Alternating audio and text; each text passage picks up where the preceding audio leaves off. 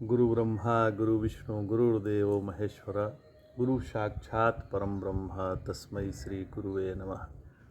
सदाशिवसमारम्भां शंकराचार्यमध्यमाम् अस्मदाचार्यपर्यन्तां वन्दे गुरुपरम्पराम्। ओम श्री गुरुभ्यो नमः। ओम श्री परमात्मने नमः। हम लोग जनक याज्ञवल्क्य संवाद पढ़ रहे हैं जो श्री गुरुदेव द्वारा लिखित है एवं बृहद्राणक उपनिषद पर आधारित है।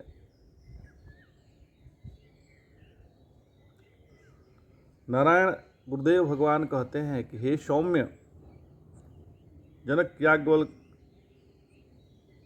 याज्ञवल्क्य जी जनक जी से कहते हैं कि यमदूत पापी को डांटते हैं, उसे धक्का देकर कहते हैं कि अरे पापी,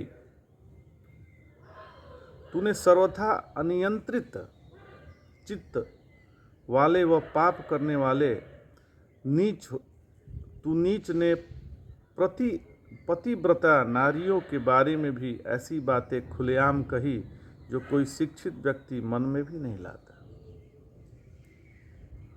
अपने पापों से स्वयं तेरी मति सही गलत समझने में असमर्थ थी, लेकिन तूने अपने मन में नहीं झांका, बल्कि सुशील स्त्रियों को देखकर यो कहा, ऐसी कौन औरत होती है जो रूपवान मर्द न चाहे। हर औरत को रूपवान मर्द चाहिए, हर पुरुष को भी स्त्री रूपवान चाहिए, सुंदर स्त्री चाहिए। बाप हो, भाई हो, बेटा हो या कोई शालीन पुरुष अगर सुंदर हो तो उसे देखते ही स्त्रियों की योनि गीली हो जाती है।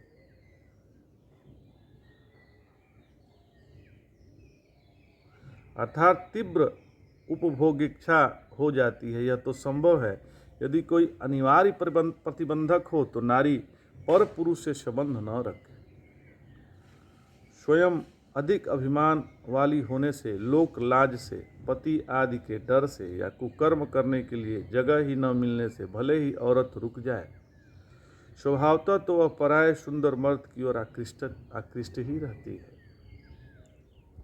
किसी पुरुष को देखकर जब नारी आंखें झुकाकर नीचे देखती है तब समझ लेना चाहिए कि कामना से परवश हुए वह मन से सारी त्रिलोकी का अवलोकन कर रही है कि उस व्यक्ति से कहाँ कैसे संपर्क हो सकता है। जिन्हें धर्म अधर्म की स्पष्ट जानकारी होती है, जिनमें काफ़ी तपोबल भी है, जो पुरुष अति बलिष्ठ है, कामदेव उनका भी धैर्य हर लेते हैं, तो बेचारी स्त्री का क्यों नहीं हरेंगे। इसलिए जो नारी पतिव्रता बनकर रहती है उसे वेश्या से भी अधिक पुश्चली समझनी चाहिए, क्योंकि यह तो अपने परिवारी लोगों को भी ठग रही है। इस तरह की पापा वह अशिष्ट बातें कर तूने इस धर्म के स्वरूप को ही कलुषित किया है। ऐसा यदि आपने बात किया है तो धर्म को कलुषित किया है। और जो धर्म जगद्रूप पुष्पमाला को सुगंधित किए रहने वाले धागा है, तेल की चिकनाई लगने से जैसे कपड़ा हमेशा गंदा ही होता है, ऐसा तेरे द्वारा धर्म पर लांछन ही लगाया गया। देवता, गुरुजन, तपस्वी, पिता, माता, बंधु आदि सभी की तूने सर्वथा निंदा की है। अरे नीच, कभी तृप्त न होने वाले लोभ के बस में रहकर तूने हमेशा दूसरे की विविध संपत्तियां हड़पी और अनियंत्रित कामना के बस होकर बार बार पराई औरतों का अपहरण किया। मन से तुमने बहुतेरे जंतुओं को दुख देने के उपायों का ही विचार किया है। अपने इस वैरी को पहले इस सुकर तरीके से पीड़ित कर अमुक दुष्कर तरह से भी पीड़ित करूँगा। अमुक दुश्मन से पहले स्नेह का प्रदर्शन कर धीरे धीरे समय आने पर इसे दुख समुद्र में फेंक दूंगा इत्यादि। यो मन कर्म वचन से तूने बहुतेरे दुराचार कर रखे हैं। हे राजन, इस तरह पापियों को कोसते हुए यम के किंकर हम उन्हें नरक के रास्ते में और नरक ले जाने के बाद भी अतुलनीय कष्ट देते हैं। नरक और उसके मार्ग बहुत से हैं जहाँ अलग अलग पापों के कारण जाना पड़ता है। यद्यपि वहाँ दुख भोगते हुए जंतु का चित्त दीनता का निरुपाय असहाय अवस्था को अनुभव करता है। तथापि पाप का फल तो भोगना आवश्यक है, क्योंकि व्यवहार की यही ईश्वरकृत मर्यादा है। अतः यम अपने भट्टों से पापियों को घोर यातना देते हैं। हे राजन, देहधारियों को जैसे नरक में नाना प्रकार का दुख मिलता है, शरीर की स्थित रहने और मृत्यु काल में भी नरक सा दुख सुलभ है। ब्रह्मलोक, स्वर्ग, भूलोक, पाताल, जहाँ कहीं जीव पैदा होगा उसे उद्भिद जाति किसी एक प्रकार का शरीर ही मिलना है। उक्त सभी जगह शरीरधारी को जो सुख उपलब्ध होता है वह उन खासियतों वाला होता है। इससे अधिक सुख किसी न किसी के पास प्रतीत होता है। फलतः ईर्ष्या पैदा कर संताप देता है, किसी अन्य के नियंत्रण में होता है, अर्थात हमें सुखी करना किसी अन्य के हाथ में होता है। फलतः भय देकर संतप्त करता है। सीमित मात्रा में होता है, फलतः नष्ट होकर दुख देता है। और चौथा, साधनों से उत्पन्न होता है, फलतः चिंताएं देकर दुखी करता है कि साधन दोष से हानि न हो जाए इत्यादि। जैसे घी खाकर सुख होता है पर चिंता लगती है, घी कहीं धमनियाँ सकरी न कर दे। शरीर की स्थिति रहते जो अपनी बराबरी के हैं उससे घबराहट होती है।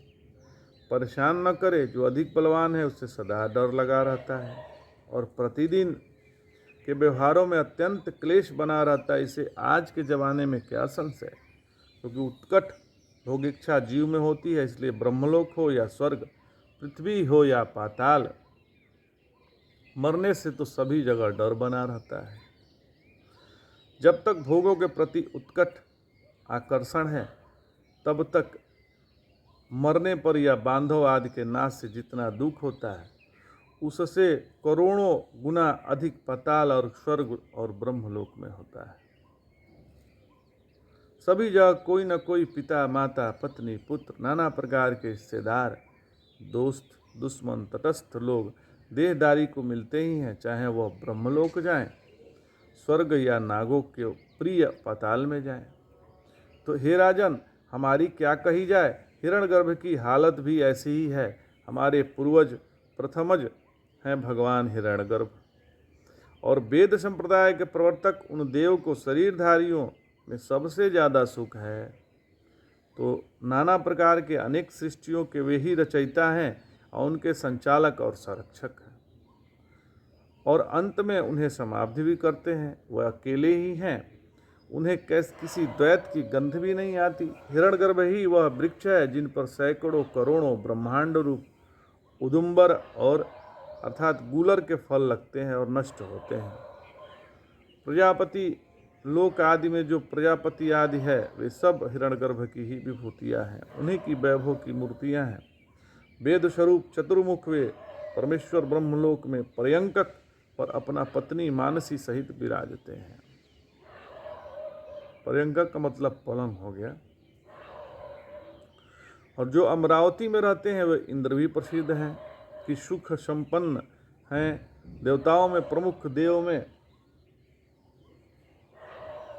त्रिलोकी के मालिक देवराज सची का मन प्रसन्न रखते हैं। ऐसे ही 8 लोकपाल नाग कुल श्रेष्ठों में वासुकी और 8 भी सुखी रूप में प्रख्यात है। इसी तरह मनुष्य, पक्षी आदि में विविध देहधारी माना जाता है कि सुखी हैं, किंतु जब विवेक का अंजन लगाकर रखते हैं तो सुस्पष्ट हो जाता है कि इन्हें कुछ भी सुख नहीं है। भूमि से लेकर हिरण्यगर्भ तक इन चीज़ों को कोई फर्क नहीं है। जन्म, मरण, भूख, प्यास, मल त्याग, इच्छा आदि विषय परिस्थितियाँ, विषय जन्य से परिस्थितियों जो सुख दुख का अनुभव कर देती हैं।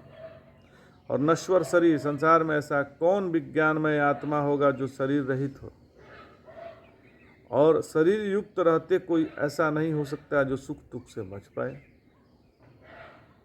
इस प्रकार स्पष्ट है कि वास्तव में अविद्या के कलंक से अस्पृष्ट या सर्वापरोक्ष पूर्ण चेतन बुद्धि में तदात्म्याध्यास पर लगातार अच्छे बुरे शरीर पाता रहता है। हे राजन, आत्मा जब मनोमय हो जाता है तो मन में तदात्म्याध्यास कर लेता है, तब ये भाव पैदा होते हैं। नाना प्रकार की इच्छाएं, शुभ अशुभ विषयक संकल्प, शुभता अशुभता का हेतु, नाना प्रकार का संशय, अशुभ में प्रवृत्ति रोकने में से शुभता का हेतु और शुभ रोकने से अशुभता का हेतु संशय माना जाता है, क्योंकि संशय प्रवृत्ति का प्रतिबंधक है। और आस्तिकता अर्थात शास्त्र परलोक आदि में श्रद्धा, नास्तिकता और अश्रद्धा, धैर्य, अधीरता, लज्जा, निश्चय, चिंता, भय इत्यादि आत्मदेव जब मन के रूप से अपने रूप को अलग नहीं समझता, तब इसी तरह के सैकड़ों भाव पैदा हो जाते हैं। तो आज इतना ही महाराज।